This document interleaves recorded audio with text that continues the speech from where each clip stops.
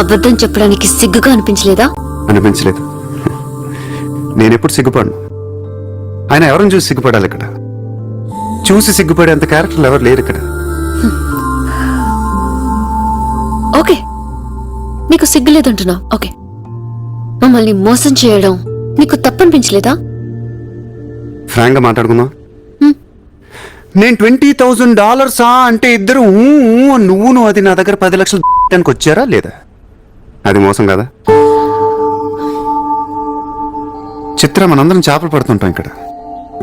నేను నీకు గేలం వేస్తాను, నువ్వు వేరే వాడికి గేలం వేస్తా, అదేమో డబ్బులు ఉన్నవాడికి గేలం వేస్తుంది. చిత్ర, నీ పాయింట్ ఆఫ్ వ్యూలో నీకో నిజం ఉంటుంది, నా పాయింట్ ఆఫ్ వ్యూలో నాకో నిజం ఉంటుంది.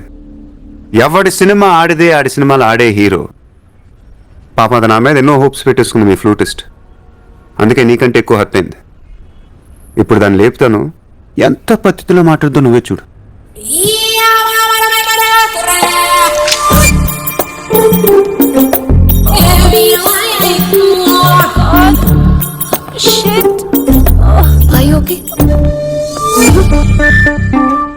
You cheater! హరాంజాదే! ఏ పాపం తెలియని మమ్మల్ని ఇంత మోసం చేస్తావా? అన్యం పుణ్యం తెలియని ఆడపిల్లలతో ఆడుకుంటావా? ఛీ!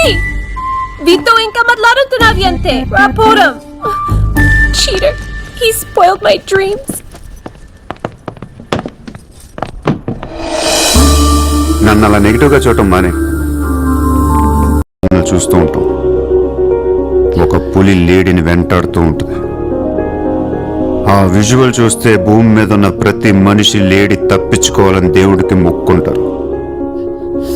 లేడి తప్పించుకోగానే ఆనందంతో క్లాప్స్ కొడతారు, టీవీ కట్టేస్తారు, కోడిని కోసుకుని బిర్యానీ తినేస్తారు.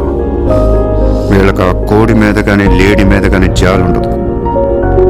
ఆ పులంటే కోపం. దాన్నేమీ పీకలేక జాలి కరుణ అని కబుర్లు చెప్తారు.